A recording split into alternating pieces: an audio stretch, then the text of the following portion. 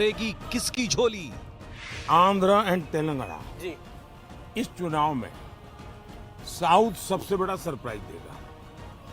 केरल, तमिलनाडु, पुडुचेरी, कर्नाटका, आंध्र, तेलंगाना विपक्ष को भी सभी साउथ- में विपक्ष को सभी भी साउथ में से उम्मीद है बहुत ज्यादा। सभी में ऐतिहासिक परिवर्तन आपको नजर आएगा। चुनावी दंगल, राम नाम से किसका मंगल? उन्होंने निर्णय करके लिया है कि हम रामलला को फिर से एक बार टेंट में बेच के ही रहेंगे। सुपर कमीशन बनाने की बात रामलला को फिर से टेंट में बेच करके ही रहेंगे। ये उनके सलाहकार ने कहा है। वोट बैंक की राजनीति के लिए जी कुछ भी करना इनकी आदत है। प्रधानमंत्री मोदी के ब्लॉकबस्टर इंटरव्यू के बाद अब देखिए पूरा मेगा एक्सक्लूसिव अनकट संवाद। आज हमारे साथ एक बेहद खास मेहमान मौजूद हैं और ये खास मेहमान भारतीय इलेक्शन यानी जो इस समय इलेक्शन सीजन है उस पे सबसे बड़ा एजेंडा है। इस मेगा एक्सक्लूसिव इंटरेक्शन में मेरे साथ मौजूद हैं देश के प्रधानमंत्री नरेंद्र मोदी।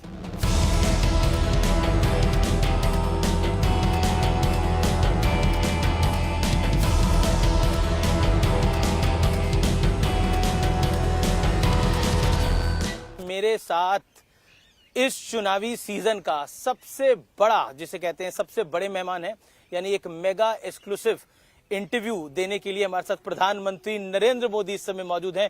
मोदी जी आपका अभिनंदन है न्यूज 18 पे। नमस्कार। नमस्कार भैया, आपके सभी दर्शकों को भी हमारा नमस्कार। ये चुनाव आपको कहां जाता हुआ दिख रहा है? कांग्रेस पार्टी कहो या उसके साथी कहो, जी सबके सब एक प्रकार से दिशाहीन नजर आते हैं। अब देखिए, आपको कहीं पर भी इंडिया अलायंस नजर नहीं आएगा। वो नेता नहीं तय कर पा रहे हैं, वो एजेंडा तय नहीं कर पा रहे हैं। उनको लगता है कि मोदी का घोर विरोध, मोदी को गाली गलौज, जी उसी से उनका काम चल जाएगा और वो उसी के आधार पर जी चुनाव जीतना चाहते हैं। देश, इतना बड़ा देश, जी आज खास करके जो नौजवान मतदाता है जी वो ये हमेशा सोचता है कि भाई आखिरकार इतने बड़ा देश, इतनी विविधताएं, ऐसा कौन नेता है जी जिसको संभाल पाएगा? नाम बताओ। इंडिया अलायंस के लोग नाम नहीं बता पा रहे हैं और वो कहते हैं बाद में, फिर इतना भी कहते हैं कि भाई, अभी एक मैंने कहीं अखबार में पढ़ा, वो एक ऐसी फॉर्मूला ला रहे हैं जी जिस फॉर्मूला में 5 साल में 5 प्रधानमंत्री, हर वर्ष एक प्रधानमंत्री। अगर हर वर्ष एक प्रधानमंत्री वो लाएंगे जी तो आप मुझे बताइए कि देश का क्या होगा। आपको गांव के लोग बड़ी मजेदार कथा सुनाते हैं जी कि एक बार 10 किसान इकट्ठे हुए जी और उन्होंने सोचा कि भाई कुछ पानी के बिना क्या होगा, तो मिलकर के उन्होंने जो पानी की जांच करने वाले लोग हैं तो उनको बुलाया। तो कहा भाई पानी तो निकल सकता है, अगर 100 मीटर ट्यूबवेल कर देंगे तो पानी आपको निकलेगा और पानी मिलेगा। तो फिर 10 किसानों ने कहा ऐसा करो भाई 10 मीटर मेरे यहाँ गड्ढा करो। जी दूसरे ने कहा 10 मीटर मेरे यहाँ करो। तीसरे 10 ने कहा 10-10 मीटर कर लो, 100 मीटर हो जाएगा, क्या पानी निकलेगा क्या? तो 5 साल में 5 प्रधानमंत्री, इतने बड़े देश को वो समझ भी नहीं पाएंगे। लेकिन विपक्ष कह रहा है कि 400 पार की पहले मोदी जी बात कर रहे थे, अब नहीं कर रहे हैं जी। अब वो ठीक है कि उनकी चिंता ये है, आगे कांग्रेस का एजेंडा क्या है, 400 पार कर पाएंगे कि नहीं कर पाएंगे। उनका ये एजेंडा नहीं है कि वो कितनी सीटें जीतेंगे और कैसे जीतेंगे। मैंने करीब करीब हिंदुस्तान के सभी राज्यों का भ्रमण किया है और सभी राज्यों के भ्रमण से मैं देख रहा हूं कि आंधी है, आंधी, बड़ी आंधी। और 2019 से बड़ी वाली आंधी। 400 पार बहुत आराम से देश की जनता करने वाली है। विपक्ष 19 से 24 में विपक्ष के नाते भी विफल गया है। जो लोग विपक्ष के नाते भी विफल गए हो, जी। उनको इतना बड़े देश का कारोबार कौन देगा भाई? लेकिन एक सवाल मन में आता है कि बीजेपी ने 2019 के अंदर 303 सीटें अपने दम पर पाई। हिंदी भाषी राज्यों में एक तरह से बहुत बड़ी सीटें भारतीय जनता पार्टी को मिली, लेकिन इस बार क्या वो रिपीट हो पाएगा? और आप देखिए, जी भारतीय जनता पार्टी, जो आप इतनी पुरानी सोच के साथ बैठे हुए हो, गोवा जी ये क्या हिंदी भाषी है क्या? गुजरात हिंदी भाषी है क्या? महाराष्ट्र हिंदी भाषी है क्या? असम हिंदी भाषी है क्या? बंगाल हिंदी भाषी है क्या? कर्नाटक हिंदी भाषी है क्या? आज भारतीय जनता पार्टी पूरे देश में है, और पूरे देश में मैं कह रहा हूं, भारतीय जनता पार्टी हैट्रिक करेगी, करेगी और करेगी। और ये मोदी कहता है इसलिए करेगी ऐसा नहीं, देश के 140 करोड़ देशवासियों ने तय कर लिया है, इसलिए 400 पार होना है। और भारतीय जनता पार्टी भी अपने सारे रिकॉर्ड तोड़ेगी, और एनडीए भी अपने सारे रिकॉर्ड तोड़ेगी। तेलुगु स्टेट्स में आपको क्या लगता है? आंध्रा में, तेलंगाना, आंध्र एंड तेलंगाना, जी इस चुनाव में साउथ सबसे बड़ा सरप्राइज देगा। केरल, तमिलनाडु, पुडुचेरी, कर्नाटका, आंध्र, तेलंगाना, विपक्ष को भी सभी साउथ, में विपक्ष को सभी भी साउथ में से उम्मीद है बहुत ज्यादा। सभी में ऐतिहासिक परिवर्तन आपको नजर आएगा, और बहुत बड़ी सिद्धि जी भारतीय जनता पार्टी और एनडीए के पक्ष में रहेगी। जी ये बिल्कुल साफ नजर आता है, और मैं मानता हूं जी कि तेलंगाना क्लीन स्वीप करेगा। जिन राज्यों में राज्यों के चुनाव है, वहां भी जहां भारतीय जनता पार्टी है वो रिपीट करेगी, जहां एनडीए है वो नई सरकार बनेगी, और इसलिए इन सभी राज्यों में जी सरकार बनना तय है। आंध्र तेलंगाना में भी क्लीन स्वीप होने वाला है। एक मैं पूरे देश घूम रहा हूं चुनाव के लिए।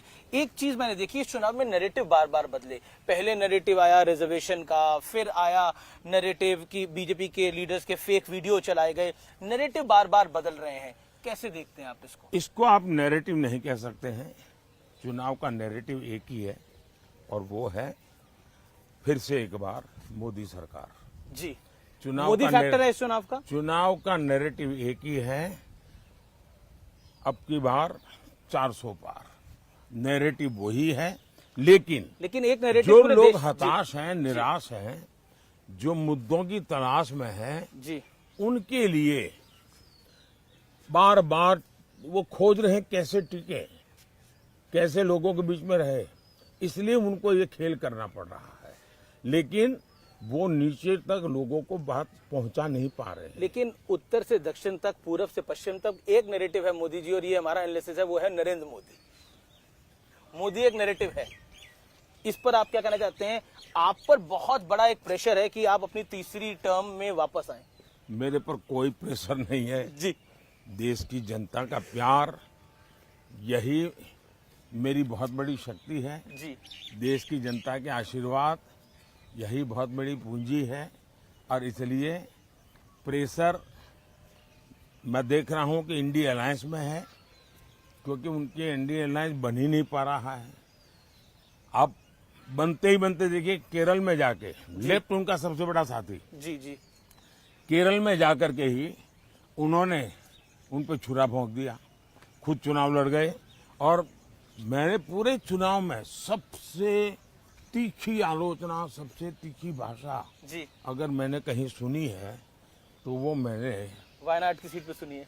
वायनाड में सुनी है, केरल में सुनी है, जहां कांग्रेस की इतनी भद्दी तरीके से आलोचना हुई, और कांग्रेस ने अपने इंडिया अलायंस के साथी के खिलाफ इतनी भद्दी भाषा में बोला। एक आपका बयान था कि कांग्रेस अगर आई सत्ता के अंदर तो ये राम मंदिर का फैसला पलट देगी, ये क्या ये मेरा बयान नहीं है। आपने बोला इस पे?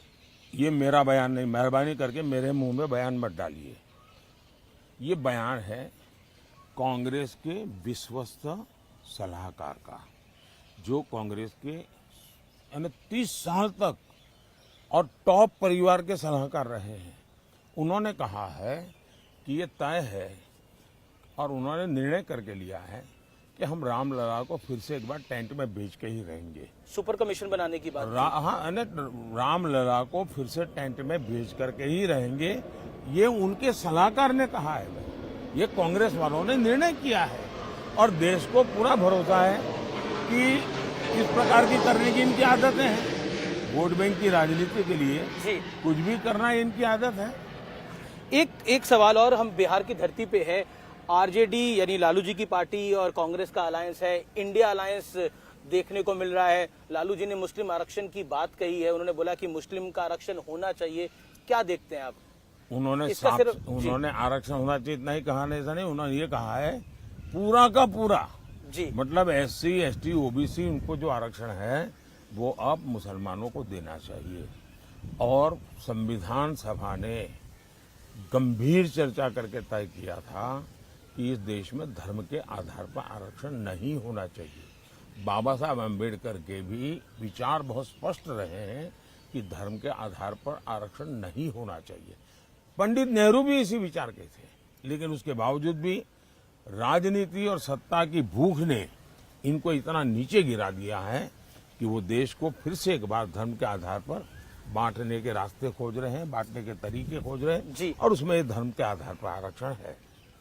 पाकिस्तान का मुद्दा एक बार फिर चुनाव के अंदर आ गया है। तेलंगाना के सीएम है रेवंत रेड्डी, उन्होंने सर्जिकल स्ट्राइक हुआ था नहीं हुआ था वो पूछ रहे हैं। कांग्रेस पार्टी एक ऐसी पार्टी है जिसको देश की सेना के प्रति नफरत का भाव पड़ा हुआ है और इसलिए देश के सेना नायक को उन्होंने एक बार जी गली का गुंडा कहा था। जिनकी भारत की सेना के प्रति ये भाव होंगे, उनसे आप कैसे अपेक्षा कर सकते हो? पाकिस्तान भी सर्जिकल स्ट्राइक नहीं हुए ऐसा कहता नहीं है, पाकिस्तान भी नहीं कहता है। हाल ही में पाकिस्तान ने तो राहुल गांधी की तारीफ करी थी, पाकिस्तान के एक नेता ने। लेकिन कांग्रेस पाकिस्तान में जी सदन में उनके नेताओं ने भाषण किया है जी कि भाई ये जिस प्रकार से सर्जिकल स्ट्राइक करके जाते हैं, एयर स्ट्राइक करके जाते हैं और हम हाथ से हाथ जोड़ करके बैठे रहते हैं, ये उनके भाषण है वहां के। अगर हमारी बात नहीं माननी है, हमारी देश की सेना की बात नहीं माननी है जी। तो वो अपने मित्र पाकिस्तान के लोगों की बात तो सुन ले, उनको तो मान ले। इस चुनाव में लगातार आपको अपशब्द कहे जा रहे हैं। औरंगजेब कहा गया महाराष्ट्र के एक नेता ने, एक और विपक्षी नेता ने आपको तुगलक का, फिर उसके बाद तानाशाह का। क्या आपको बुरा लगता है, आपको गुस्सा आता है इस पे? भाई देखिए, हम तो कामदार है जी, बेनामदार है और हम कामदार लोग जन्म से ही गालियां सुन सुन करके बड़े हुए हैं, लोगों के लाते खाते खाते बड़े हुए हैं और इसलिए इन चीजों को हम मन पर लेते नहीं है। हम एक प्रकार से गाली प्रूफ बन गए हैं। और मैं तो कहता हूँ, लोग मुझे कभी पूछते मोदी जी आपकी इतनी बड़ी एनर्जी का रहस्य क्या है, तो मैं कभी मजाक में कहता हूँ कि मैं डेली 2 किलो गाली खाता हूँ और उसी से मुझे ऊर्जा मिलती है। देखिए, मेरी एक बहुत पुरानी कविता है, मुझे अभी याद तो नहीं है जी। लेकिन उस कविता का भाव ये था जी कि मुझे जो पत्थर फेंकते हैं, मैं उन्हीं पत्थरों से पक्षी बना देता हूं और मैं उसी से ऊपर चढ़ जाता हूं। और दूसरा मैं कहता हूं कि जितनी गंध उछालेंगे, जितना कीचड़ उछालेंगे, जी। कमल उतना ही ज्यादा खिलेगा। एक सवाल आखिरी ये है कि माताओं और बहनों का आपसे एक विशेष लगाव है। हम बंगाल का वीडियो देख रहे थे, उस बंगाल के वीडियो के अंदर महिलाएं, मतलब उनके आंखों में आंसू आ रहे हैं। एक इमोशनल कनेक्ट जो है, इसको प्रधानमंत्री जी आप किस तरह से देखते हैं? क्योंकि ये बहुत बड़ा इमोशनल कनेक्ट है। मेहरबानी करके जी, इन माताओं बहनों का जो आशीर्वाद है, इसको राजनीति के तराजू से मत तोलिए। ये एक भावात्मक विषय है और मैं मानता हूं कि मेरे देश का कल्याण करने के लिए मेरी मातृशक्ति को एम्पावर करना चाहिए, स्त्री शक्ति को एम्पावर करना चाहिए, नारी शक्ति को बढ़ावा देना चाहिए। तो मैं एक बड़ी श्रद्धा से, एक पूजा भाव से काम कर रहा हूँ कृपा करके इसको राजनीति के तराजू से मत तोलिए। और मैं चाहता हूं मैं वैसा ही पूरे भक्ति भाव से इस देश की माताओं की सेवा करूं, इस देनों की बहनों की सेवा करूं, इस देश की बेटियों की सेवा करूं। यूथ वोटर को, जो फर्स्ट टाइम वोटर है, उसको आपका मैसेज क्या होगा प्रधानमंत्री मोदी? मेरा उनके लिए कोई मैसेज नहीं है। मुझे तो देश के युवा का मैसेज चाहिए। मैं देश के युवाओं की इच्छा आकांक्षा के अनुसार चलना फर्स्ट चाहता टाइम हूं। वोटर क्यों वोट करे मैं नरेंद्र मोदी को, फर्स्ट बीजेपी टाइम को? वोटर की इच्छा अनुसार देश बनाना चाहता हूं। हमने अभी जो 2047 का विजन बनाया, करीब 35 लाख नौजवानों से मैंने फीडबैक लिया है और मैं अभी 100 दिन का कार्यक्रम बनाया है जी। मैं अभी सोच रहा हूं कि मैं 125 दिन का बनाऊं और मैं 25 दिन जो है उसके लिए देश के युवाओं को पूछने वाला हूं। ये 25 दिन के लिए उनके क्या सुझाव है, कौन से काम मैं पहले करूं। तो मैं इस प्रकार से देश के युवकों को उनकी आशा आकांक्षा के अनुसार देश चलाना चाहता जेनजी हूं। जनरेशन आपसे पूछना चाहती है, आपका कोई बेस्ट फ्रेंड है? नरेंद्र मोदी का कोई बेस्ट फ्रेंड है? BFF, best friend for ever? मतलब क्या मतलब होता आपका है? कोई खास दोस्त है जिसके साथ आप दिल की बात करते हैं? ऐसा है, मैं देश के 140 करोड़ देशवासियों से दिल की ही बात करता हूं जी। मैं तो जीता हूं दिल के संबंधों से जी। बहुत बहुत धन्यवाद। धन्यवाद प्रधानमंत्री जी, आपने हमें समय दिया। नमस्कार जी। और आप 100 से ज्यादा रैली और रोड शो कर चुके हैं। इतनी ऊर्जा आप कहां से लेकर आते हैं? धन्यवाद जी। धन्यवाद प्रधानमंत्री मोदी।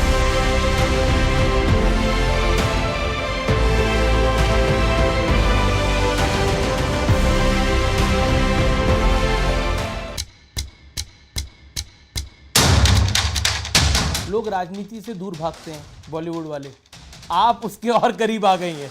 तो ये जोखिम क्यों उठाया आपने? वाकई में जोखिम है ये।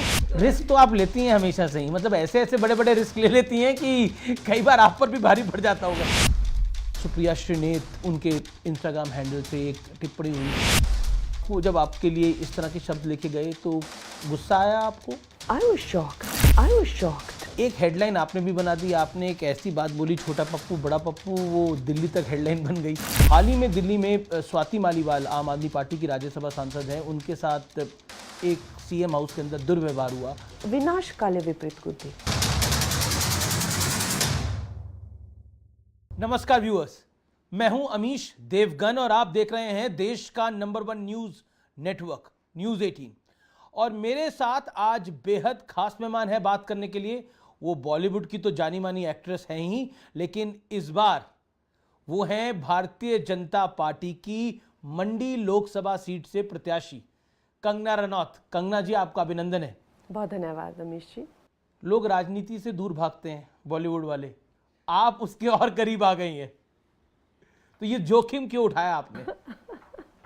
वाकई में जोखिम है ये जी। Looking at the hard work that goes into it and far from the glamour all of हम लोग तो कितना आदी होते हैं और एक्चुअली में एम्बैरेसिंग भी है किस तरह के बबल में रहते हैं। हमारे हेयर मेकअप से लेके असिस्टेंट से लेके शेफ ट्रेनर से लेके, और एक ये बहुत ही वास्तविक दुनिया है। और जहाँ पर जितनी चाहे रूरल एरिया हो या जितना जिसको ज़्यादा ज़रूरत होती है वहाँ ज़्यादा जाना, तो खैर मुझे मेरा ये मानना है कि ये कोई पर्सनल एम्बिशन तो है नहीं कि मुझे जो है नेता बनना है। लोगों को कहना चाहिए कि ये हमारी नेता है। एंड अगर मैं कहूँ कि हाँ मुझे राजनेता बनना है, देन इट इज़ वल्गर। तो इन माय एक्सपीरियंस ऐसी कुछ सिचुएशन बनी, ऐसी कुछ लोगों ने मुझे इस लायक समझा, इतना कामयाब समझा। उस टाइम पे तो मुझे बड़ा फ्लैटरिंग लगा जब मुझे कहा कि आप खड़े होना चाहेंगी क्या यहाँ से मंडी से। इनफैक्ट मुझे 2019 में भी एक ऐसी संभावना बनी थी, उस टाइम भी मुझे पूछा गया था। तो चाहे वो मेरा वर्क वुमेन एम्पावरमेंट को लेकर हो या मैंने वेरी ओपनली जो हमेशा सरकार का जो है वो, चाहे वो भारत के राष्ट्रवादी जो सरकार का मैंने जो पक्ष लिया है या मेरी खुद की जो है वो एज अ वुमन जो संघर्ष रहा है फ्रॉम, मुझे नहीं लगता कि आज तक भारत के इतिहास में, सिनेमा के इतिहास में एक रूरल एरिया से आने वाली किसी महिला ने, एक आदिवासी एरिया से आने वाली महिला ने जो है फिल्म इंडस्ट्री में इस तरह का सुपरस्टारडम, चाहे जो भी रीज़न रहा हो, उन्होंने जब मुझे ये संभावना जब बनी तो मुझे बड़ी खुशी हुई। मैंने कहा अरे वाह यार, हमें ऐसे सोचा है तो why not, let's go for it. लेकिन अब जब नानी याद आती है लेकिन आपको ये, क्योंकि देखिए लोगों के साथ इंटरेक्ट करना अच्छा लगता है। जब मैं आपको सोशल मीडिया पे ट्रैक कर रहा था, लोग आपको बहुत प्यार करते हैं, हर व्यक्ति आपके साथ तस्वीर खिंचवाना चाहता है। एक तो आप बॉलीवुड की जानी मानी एक्ट्रेस है, वो भी एक कारण है, दूसरा आप मंडी की खुद की हैं, मंडी की खुद की बेटी हैं। तो क्या आपको लगता है ये जो कनेक्ट है ये आप कर पा रही हैं? और 19 में आपने क्यों मना करा और 24 में हाँ क्यों करा? 19 में एक तो जो संभावना बन रही थी वो मध्य प्रदेश से बन रही थी, और एक तो मैं कभी मध्य प्रदेश में रही नहीं थी, तो हमेशा ये दिल में था कि अगर कभी हो तो अपने ही प्रदेश का जो है वो सेवा करने का मौका मिले। और हमारा देश, हमारा जो प्रदेश है बहुत ही ज़्यादा कई जगहें हैं जहाँ पे पिछड़े हुए हैं, तो मुझे लगा कि एक लॉस्ट अपॉर्चुनिटी हो जाएगी, मेरे प्रदेश के लिए एक लॉस्ट अपॉर्चुनिटी हो जाएगी। तो मैंने उस टाइम भी ये बात रखी थी कि अगर हमारे मंडी से हो तो बेटर है। और दूसरी, जहाँ तक लोगों का मिलना और प्यार करना, वो तो स्वाभाविक सी बात है। They are so proud of me. उनको लगता है कि हमारी बेटी है और इतना आगे बढ़ी है और जो है विश्व प्रख्यात है। और जो बॉलीवुड का भी जो क्रेज़ है, कोई भी नेता अभिनेता चाहे तो एक सेल्फी तो आजकल एक, मैं तो कहती हूँ बहुत हद से ज़्यादा कल्चर हो गया है। जी, हद से ज़्यादा कल्चर हो गया है। लेकिन आपने बीजेपी को क्यों चुना? ऑप्शन तो कांग्रेस भी थी, ऑप्शन तो कई सारी पॉलिटिकल पार्टीज थी, वाई भारतीय जनता पार्टी? ये भी सही बात है, आपने बिल्कुल सही कहा कि गैंगस्टर के एकदम बाद भी जो है मुझे कांग्रेस से ऑफर आया था जी विधायक का, क्योंकि मेरे जो परदादा जी हैं, जिनके आप वो देखते हैं सबसे ऊपर जो फोटो है, जी जी जी जी, वो विधायक रह चुके हैं, और वो 10-15 साल विधायक थे, कांग्रेस से विधायक थे। तो नेचुरल सी बात है, यहाँ पर जो ना कि मेरे पिताजी भी कांग्रेस में पदाधिकारी थे, तो खुद ही घर पे इतना प्रेशर हो जाता है। कांग्रेसी, और आप भारतीय जनता पार्टी में चली गई। वही, मुझे उस टाइम पे गैंगस्टर में पापा आ गए अपना झंडा उठा के, कहते बेटा अब हम राजनीति में, क्योंकि ये लोग कह रहे हैं कि पहले मुझे कहते रहे कि आप खड़े हो, क्योंकि सरजू सिंह ठाकुर के परिवार से कोई तो होना चाहिए आप। अब मैंने कहा पागल हो गए क्या, क्या ये किस तरह की बातें कर रहे हैं, और आप ये मतलब मुझे, मैं पॉलिटिक्स में कभी जाऊंगी ही नहीं, ये मेरे जो शब्द थे जी, मेरे ये शब्द थे। और अब आप सोचा नहीं था मैंने, अब वो कहती होंगी, अब बेटा मैंने तो, तुम मुझे तो बोल रही थी कि मैं नहीं जाऊं। नजर बचाते हुए फिरते हैं। वो सुक्खू जी ने भी तो कहा है ना कि इनके पिताजी हमारे जो है अध्यक्ष, यूथ अध्यक्ष बनाया हुआ था उनको। सुक्खू जी भी कहते हैं पापा जी के बारे में, तो वो अपने दोस्तों से नजर छुपाते हुए फिरते हैं, अब क्या करेंगे। लेकिन ये स्वाभाविक है, और मैं आपको ये दिल से ये बता रही हूँ कि जब एक ऐसे नेता होते हैं, है ना, जो चाहे आप देखो सुभाष चंद्र बोस हुए या महात्मा गांधी हुए, या एक लार्जर देन लाइफ जब कोई एक नेतृत्व आता है ना, तब युवा लोगों में जो एक देश के प्रति जो कहीं ना कहीं सोया हुआ था, वो हमारी जो चेतना शक्ति है वो जगाई है प्राइम मिनिस्टर नरेंद्र मोदी जी ने, और तभी हम आकर उनसे जुड़े हैं। नहीं तो संभावनाएं तो हमेशा ही होती है। मुझे क्या, बहुत सारे लोग रूरल एरिया से आगे आना, मैं तो कितनी पॉलिटिकल पार्टीज आपको, मैं इस एरिया को, मैं जहाँ पर रहती थी और जहाँ पर आप पहुंची है, वाकई ये बहुत बहुत बड़ी बात है, बहुत प्रेरणादायक है। आप तो आज के जमाने में आ रहे हैं जब यहाँ पे प्रधानमंत्री ग्रामीण विकास योजना, इतनी सड़कें हैं, पहुंच नहीं सकता कोई, सोच नहीं सकता ये गांव कहाँ है, ये कोई मंडी शहर थोड़ी ना है, ये तो एक उसके अंदर भी कस्बे से भी बहुत छोटा गांव है ये एक तरह से। तो इससे एक सुपरस्टार निकलना, तो नेचुरली वो पॉलिटिकल पार्टियां तो हमेशा से ही जो है वो चाहती थी कि हम इस चीज़ को। तो आप कहती है, आपको लग रहा है कि बीजेपी क्योंकि राष्ट्रवादी है, प्रधानमंत्री मोदी का नेतृत्व करिश्माई है, इसलिए आप आई।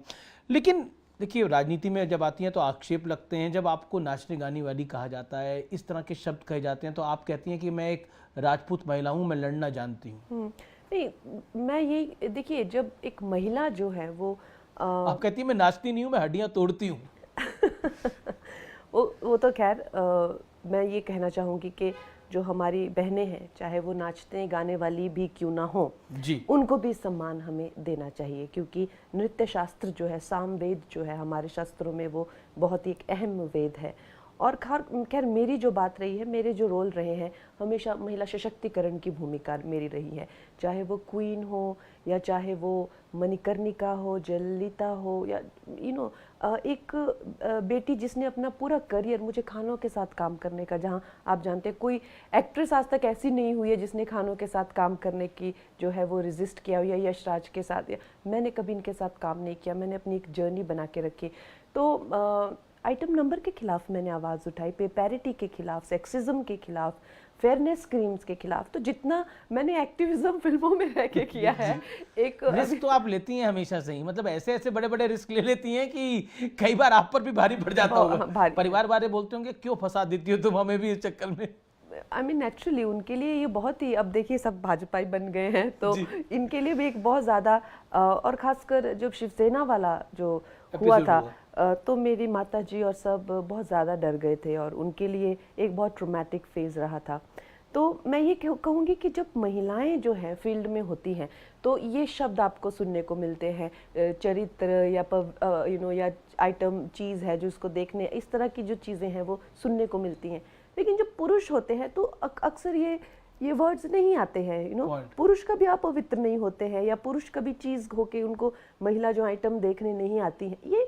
ये जो एक डीप रूटेड सेक्सिज्म है हमारी सोसाइटी में, we must call it out. हम, पता है क्या है, इस चीज़ के बारे में जो अक्सर मुझे कहा जाता है कि जो चुनाव में है, डोंट मेक इट पर्सनल, और मुद्दों पे लड़ो, मैं कहती हूँ नहीं, बात वो नहीं है, बात ये है कि we need to point it out, और हमें लोगों की इसमें नज़र, देखो ये इसे सेक्सिज्म कहते हैं, ताकि हमारी बेटियों को, हमारी बहनों, उनको भी उनकी योग्यता के आधार पर उन्हें देखिए ना, उनको भी ये शब्दों के शोर में जो है उनकी योग्यता, उनका कैलिबर, उनका स्ट्रगल जो है ना, वो कहीं छुप जाता है।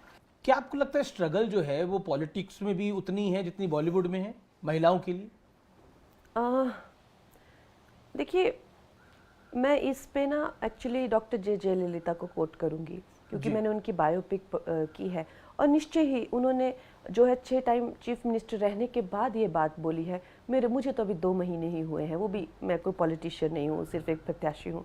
तो उन्होंने कहा है कि एक जो महिला है वो फिल्मों में एसेंशियल होती हैं, whatever role that you give her, whether आप उनको 2 मिनट के गाने दो, चाहे आप उनको जो है एक ग्लैमर सीन दो, जो भी दो, पर महिलाओं की ज़रूरत होती है, and they can't do without you. लेकिन पॉलिटिक्स में they rather do without you, this is what they want, they want to do it without you, they don't want women in politics. तो ये बात की जो महत्वता है ना, वो मुझे समझ आती है कि आज अगर मैं यहाँ नहीं हूँ या कोई और पुरुष होते हैं, तो क्या फ़र्क पड़ेगा? क्या आप उसको मिस, फिल्मों में तो आप मिस करेंगे, कैसी फिल्म थी यार, ना कोई गाना, ना कोई सुंदर चेहरा देखा, कुछ एक हो सकता है कि ऑडियंस खुद थिएटर में बोले हमें नहीं पसंद आए, लेकिन पॉलिटिक्स में क्या आप बोलेंगे, क्या आप उन्हें याद करेंगे? नहीं। तो they make sure that women don't come into politics, और इस करके जो ये ऐतिहासिक, ये जो हमें 30% रिजर्वेशन दिया है ना, तो ये जो के डंडा मार के रखो उनको वहाँ पे, डंडा मार के जो काम कराया जा रहा है ना, वो जरूरी, तो बहुत जरूरी था, नहीं तो महिलाओं का कोई स्कोप नहीं है यहाँ पे। बहुत महत्वपूर्ण बात आप कह रही हैं। देखिए, क्योंकि एक महिला नेत्री है कांग्रेस की, उन्होंने आप पर एक बहुत ही खराब टिप्पणी करी जब आपको टिकट मिला ही था। सुप्रिया श्रीनेत, उनके इंस्टाग्राम हैंडल से एक टिप्पणी हुई, और देश भर में इसका एक विरोध हुआ, अक्रॉस द पार्टी लाइन लोगों ने इसका विरोध करा। उस समय आपको लगा कि ये तो बॉलीवुड से भी खराब स्थिति है यहाँ पर, तो मतलब जो एक महिला नेत्री ने लिखा, हालांकि उन्होंने बाद में बोला गलती से उनके अकाउंट से किसी ने लिख दिया था ये, लेकिन व्हाट यू फेल्ट? अक्सर मुझे लगता है कि यहाँ पर जो है वो बॉलीवुड से ज़्यादा बदतर स्थिति है, क्योंकि लोग जो हैं, जो फिल्म इंडस्ट्री है उसमें we are all set of artists, तो हम लोग जो है वो आर्ट को लेके एटलीस्ट हमारी जो पैरामीटर्स रहते हैं वो सेम रहते हैं कि भाई ये कंगना आर्टिस्ट है, इसकी फिल्म चली नहीं चली, ये बहुत बेहतरीन आर्टिस्ट है, और मैं हमेशा जिन लोगों को लेके कि ये जो है ये अट्रोशियस काम करते हैं, एक तरह से उस तरह का हमारा यहाँ पे तो कहते हैं कि आर्टिस्ट तो मतलब है ही नहीं, तो मुझे कहते हैं कि आपकी एजुकेशन ही क्या है, आप तो कुछ है ही नहीं, और मतलब जो लोग खुद BA MA किए हुए हैं, तो मैं उनको कहती हूँ कि सिर्फ BA MA ही एजुकेशन नहीं होती है, कि आप स्क्रीन प्ले लिख सकते हैं। मैंने न्यूयॉर्क फिल्म अकेडमी में एजुकेशन ली है, क्या आप एक फिल्म को का सीन परफॉर्म कर सकते हैं, क्या आप भरतनाट्यम कर सकते हैं, तो वो उसको कुछ समझते ही नहीं है जो कला को। लेकिन जो पर्सनल अटैक हुआ आप पर, आपको जब आपके लिए इस तरह के शब्द लिखे गए तो गुस्सा आया आपको या अफसोस हुआ?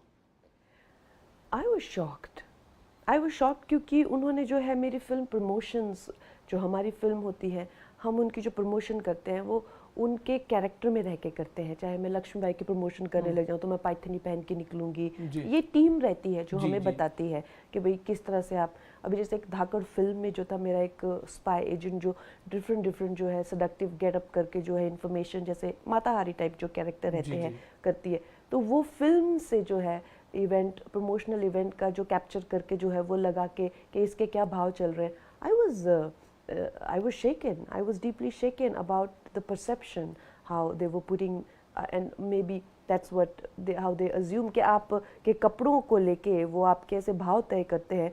तो I was deeply shaken by it. और वो भी देश की राष्ट्रीय पार्टी कांग्रेस की सोशल मीडिया हेड जो थी, उन्होंने वो बात खुद वो एक महिला, खुद महिला होकर वो इस तरह की, तो I was shaken by it कि ये क्या हो रहा है। एंड ऑब्वियसली मुझे उस टाइम पे डर लगा कि यू नो कि किस तरह से जो है मुझे एनालाइज और स्क्रूटिनाइज किया जाएगा, क्योंकि हमने कभी सोचा नहीं ना फिल्म इंडस्ट्री में। तो अगर इफ अ सीन, जैसे फॉर एग्जांपल फैशन में आपने देखा हुआ है कि यू नो एक ड्रग एडिक्ट होकर जो मुझे विड्रॉल्स हो रहे हैं, they are being used out of context, जो मुझे विड्रॉल्स हो रहे हैं ड्रग्स के, या यू नो, या जो मैंने फिल्में की हुई हैं जिसमें आई एम गेटिंग वायलेंट और क्रेज्ड और वो तो आपका रोल है, schizophrenic और all those roles. अच्छा, so they are being used out of context. एक हेडलाइन आपने भी बना दी, आपने एक ऐसी बात बोली, छोटा पप्पू बड़ा पप्पू, वो दिल्ली तक हेडलाइन बन गई।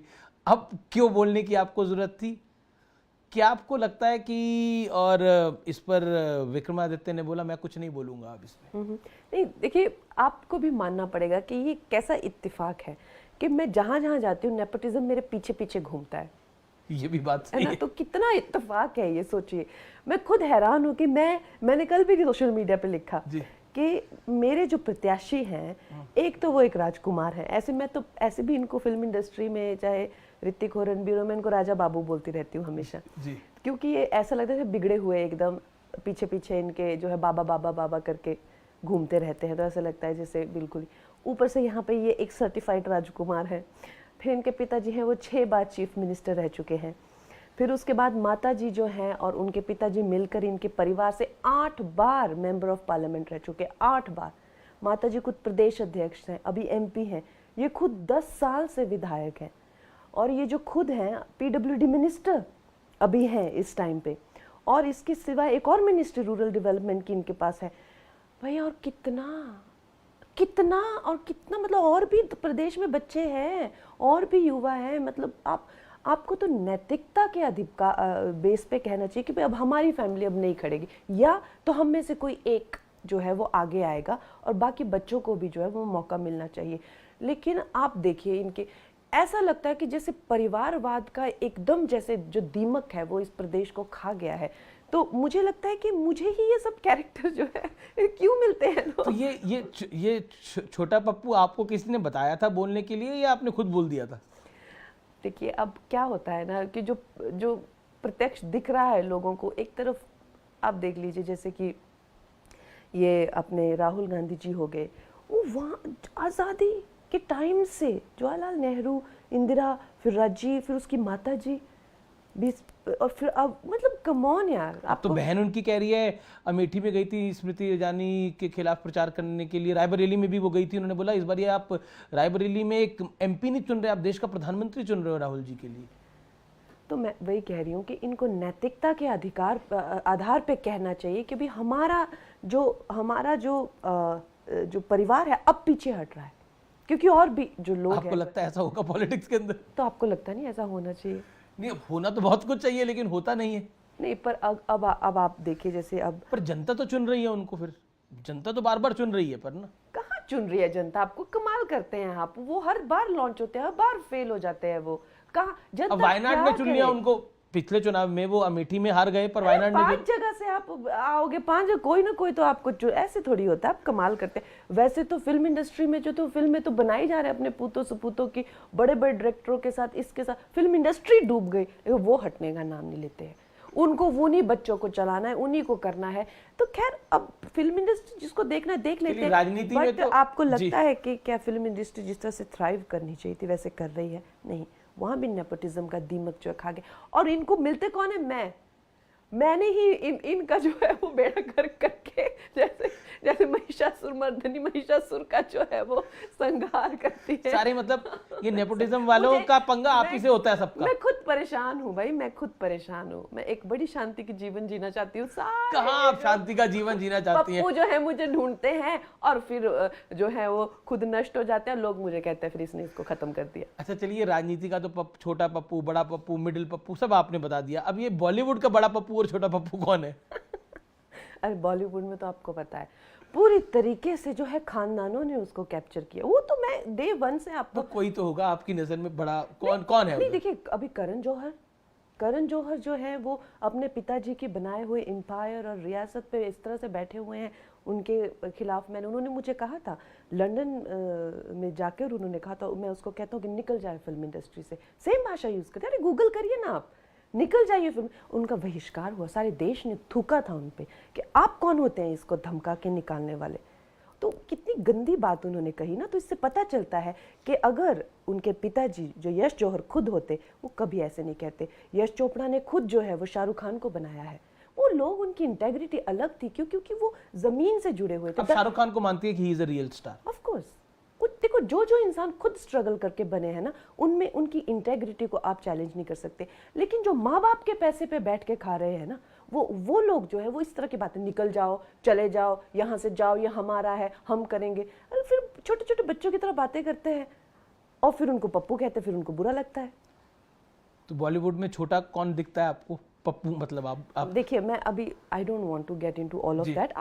आप जानते हैं कि जो पूरी फिल्म इंडस्ट्री है वो परिवारवाद से भरी हुई है। इनका पूरा ग्रुप है, जिन्हीं चाहे वो लड़कियां हो या लड़के हो, उन्हीं को प्रमोट किया जाता है, उन्हीं की फिल्में बनती है, बाहर आउटसाइडर्स को आने नहीं दिया जाता है। तो इस तरह से खैर प्रत्यक्ष को प्रमाण की क्या जरूरत है? आप क्यों चाहते हैं मेरे मुंह से निकले? और मैंने आज तक जो वहां पे क्या कम बोला है? लेकिन आपको भी मतलब आपकी एक फिल्म आई थी पंगा, आपको भी पंगा लेने की आदत है इन सबसे? अरे मुझे नहीं है, ये लोग मुझे ढूंढते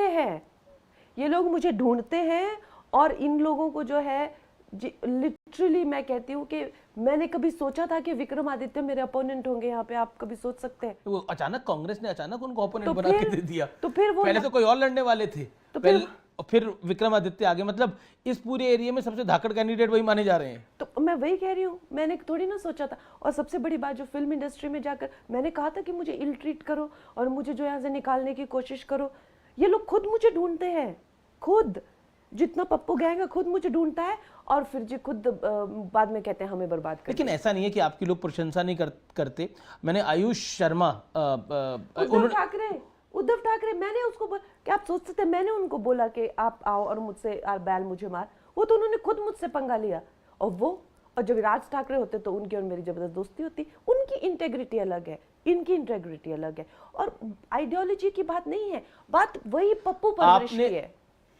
आपने उद्धव ठाकरे से पंगा क्या लिया? भारतीय जनता पार्टी ने उद्धव ठाकरे की पार्टी तोड़ दी। वो पार्टी मतलब बची नहीं है। आप उद्धव ठाकरे बचे हैं, आदित्य ठाकरे बचे हैं। अरे फिर ये और मतलब उनके साथ उनके बाकी नेता हैं। मैं वही कहती हूँ इनको, विक्रमादित्य को भी, कि तुम्हारे पास 2-2 मिनिस्ट्रियां। अब ये सत्ता की भूख ऐसा ना हो जो था वो भी तुम्हारे हाथ से जाए। ये सत्ता की भूख, अब आप बोलोगे कि जी तुमने उसको वो कर, अरे वो उनकी सत्ता की भूख नहीं आपको दिखती क्या? उनके पास 2-2 मिनिस्ट्रियां और रोड्स के इतने गंदे हालत है, और रोड पे 2.5 फीट के गड्ढे। कल मेरे साथ जो लोग थे चक्कर आके गिर गए। उनको अपने काम में इंटरेस्ट नहीं है। वो करना क्या रहे हैं? अच्छा अब मुझे मेंबर ऑफ पार्लियामेंट बनना है, मेरी फैमिली का उसमें दबका है और मुझे ही लेके रखना है। उनका आप देखिए, उनको क्वेश्चन आपको करना चाहिए कि भाई आप में जो सत्ता की भूख है, ऐसा ना हो जो आपके पास था वो भी लेके जाए। जी, राम मंदिर की प्राण प्रतिष्ठा में हम लोग मिले भी थे। एक सवाल मैं आपसे पूछना चाहता हूँ, उससे पहले एक सवाल है कि आयुष शर्मा है एक एक्टर, उनसे मैंने सवाल पूछा आपके बारे में। मैंने पूछा कि आप मंडी से चुनाव लड़ रही हैं, तो उन्होंने आपकी बड़ी तारीफ करी। उन्होंने बोला कि सेल्फ मेड लेडी हैं और उन्होंने जो किया है वो वाकई बहुत काबिल तारीफ है, और कहा कि मतलब ही रियली सपोर्टेड यू। क्या कहना चाहती हैं आप? डेफिनेटली हमारे जो विधायक है, मंडी के विधायक जी हैं, जी, उनके बेटे हैं। यस, उनके बेटे हैं, और उनके पिताजी के जो पिताजी दादाजी जो है, उन्होंने पूरी संचार क्रांति जो लाई थी वो हिमाचल में पंडित सुखराम जी ने लाई थी। तो वो बहुत ही एक प्रेस्टिजियस फैमिली से आते हैं, और अवश्य ही वहाँ पर जिस तरह से संघर्ष कर रहे हैं, आपको पता है कि उन्होंने किया भी है संघर्ष, तो वो शायद रिलेट करते हैं, क्योंकि यहाँ के लोगों को शायद अंदाज़ा नहीं है वहाँ पे किस तरह की ज़िंदगी होती है एक पहाड़ी बेटी के लिए जो है, तो उनको वो आइडेंटिफाई करते होंगे। तो definitely, and he is very well brought up. जी, राम मंदिर की प्राण प्रतिष्ठा की बात करते हैं। आप भी वहीं थी, मैं भी वहाँ था, हमारा ये सौभाग्य था कि हमें वो मौका मिला। क्या आपको लगता है राम मंदिर इस चुनाव में विषय है? क्योंकि आप हर जगह जय श्री राम के नारे भी लगाती हैं, हम बाकी भी रैलीज में जाते हैं, वहाँ पर भी इसी तरह होता है। प्रधानमंत्री मोदी की रैली में, गृह मंत्री अमित शाह की रैली में, जेपी नड्डा साहब की रैली में भी होता है। तो राम मंदिर क्या मुद्दा है या फिर भावना का विषय है? देखिए, एक तो ना मुझे कई बार ना मासूम सवाल जो मीडिया वाले पूछते हैं ना, मुझे बड़ी हैरानी होती है कि वो वाकई में इतने मासूम हैं कि अच्छा, आपको मैं चालाक दिख रहा हूँ?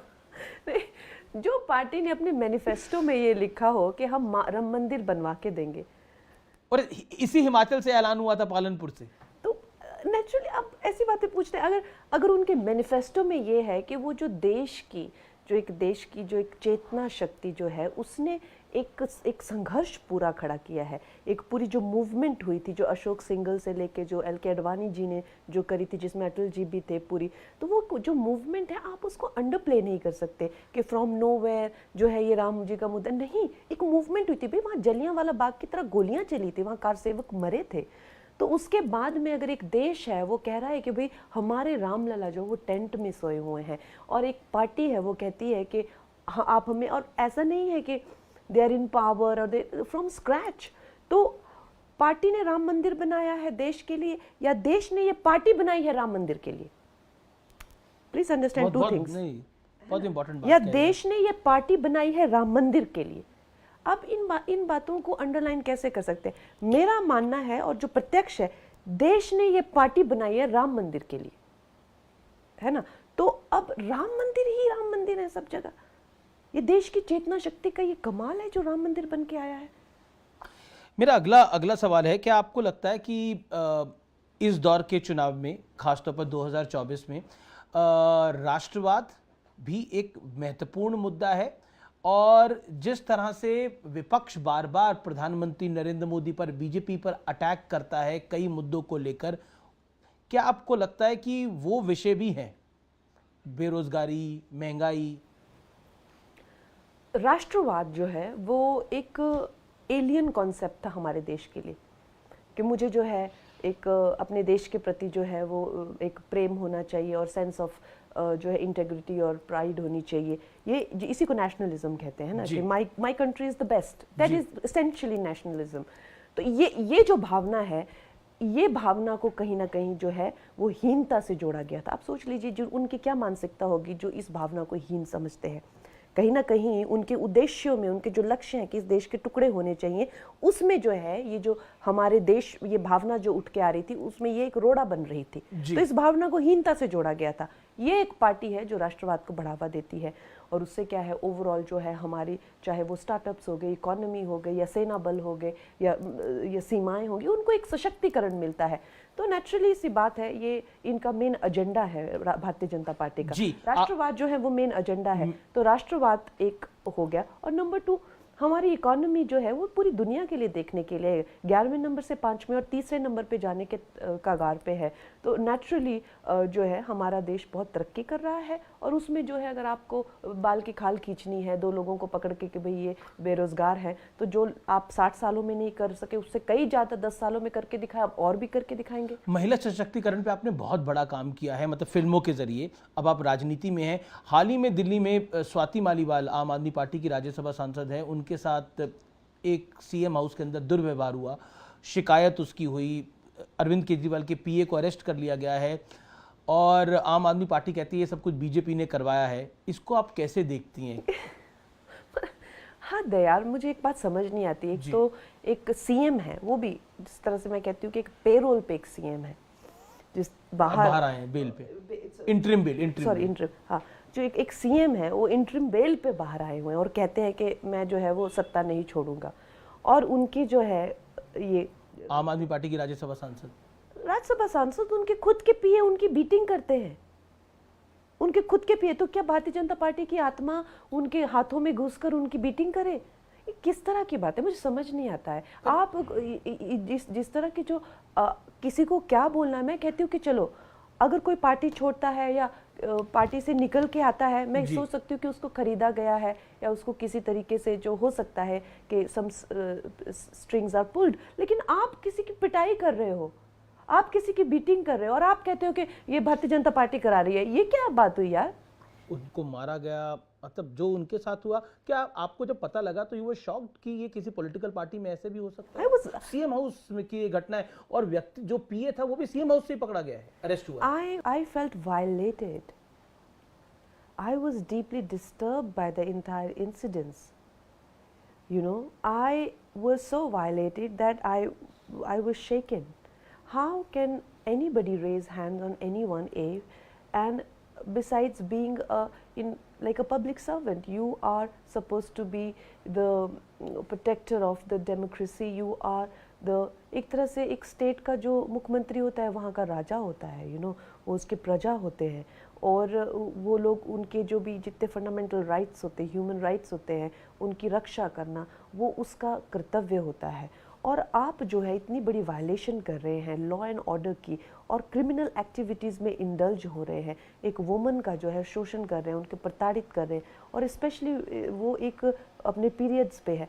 तो मैं तो कहूँगी कि ये जो पूरा मुझे वाक्य है ना, याद आता है जो महाभारत में जैसे द्रौपदी को जो है when she was on her periods and she was dragged, she was beaten, तो विनाश काले विपरीत बुद्धि।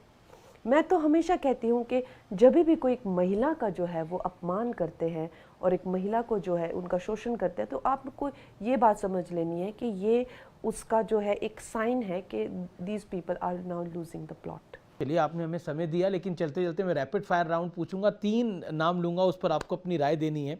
पहला नाम प्रियंका गांधी वाड्रा। जब भी मैं उनको देखती हूँ तो मुझे लगता है कि कहीं ना कहीं उनको जो है एक कैरिकेचर ऑफ इंदिरा गांधी बनाने की कोशिश की जा रही है, बनाने की कोशिश हो रही है।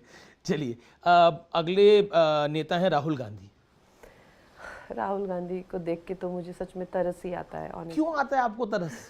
मुझे वो बहुत बेचारे लगते हैं। मुझे लगता है कि उनके साथ में वो सब हो रहा है, किया जा रहा है उनके साथ में, उनके बस की नहीं है, लेकिन उनकी माताजी उनको छोड़ती नहीं है। पर उनकी बहन कह रही है पीएम बनने वाले हैं वो इस बारी। क्यों लगता है आपको? वो कहाँ पीएम बन सकते हैं? आपको लगता है कि भैया जो इंसान चांद पे आलू उगाना चाहता है फिर वो एकदम ब्लैंक हो जाते हैं कभी कभी बात करते करते, ऐसे थोड़ी। आपने उनकी स्पीचेस सुनी है कभी?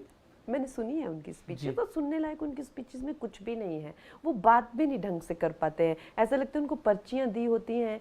और एक दिन तो मैंने वो नज़ारा देखा था, वो जाके प्रधानमंत्री को के गोद में बैठ के उनको हक कर लिया और कहते मोहब्बत की दुकान मुझे खोलनी है, फिर जाके ऐसे आंख मार दी। क्या मतलब, वो एक कार्टून कैरेक्टर यार, कम ऑन यार, मुझे हंसी आती है, मुझे एकदम कार्टून लगते हैं वो।